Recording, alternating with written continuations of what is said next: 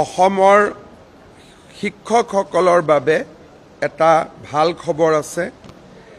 আমাৰ শিক্ষকসকলে বছৰত 10 দিন এটা তেওঁলোকে আৰ্ণ লিভ পাইছিলে, যিহেতু ভেকেশ্যন ডিপাৰ্টমেণ্ট কাৰণে তেওঁলোকৰ আৰ্ণ লিভ আন চৰকাৰী কৰ্মচাৰীৰ তুলনাত 10 দিনত সীমিত আছিল।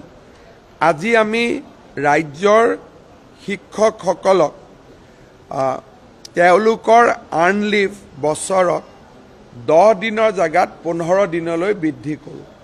আমাৰ সদৌ অসম কৰ্মচাৰী পৰিষদ আৰু ৰাজ্যৰ শিক্ষক সংগঠনসমূহৰ এটা বহুদিনীয়া দাবী আছিল।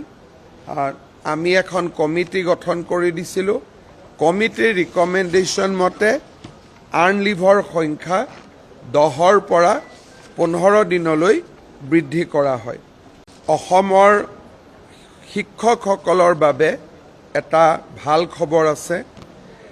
আমাৰ শিক্ষকসকলে বছৰত 10 দিন এটা তেওঁলোকে আৰ্ণ লিভ পাইছিলে, যিহেতু ভেকেশ্যন ডিপাৰ্টমেণ্ট কাৰণে তেওঁলোকৰ আৰ্ণ লিভ আন চৰকাৰী কৰ্মচাৰীৰ তুলনাত 10 দিনত সীমিত আছিল।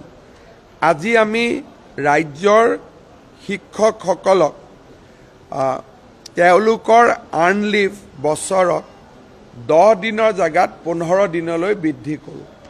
আমাৰ সদৌ অসম কৰ্মচাৰী পৰিষদ আৰু ৰাজ্যৰ শিক্ষক সংগঠনসমূহৰ এটা বহুদিনীয়া দাবী আছিল। আমি এখন কমিটি গঠন কৰি দিছিলোঁ।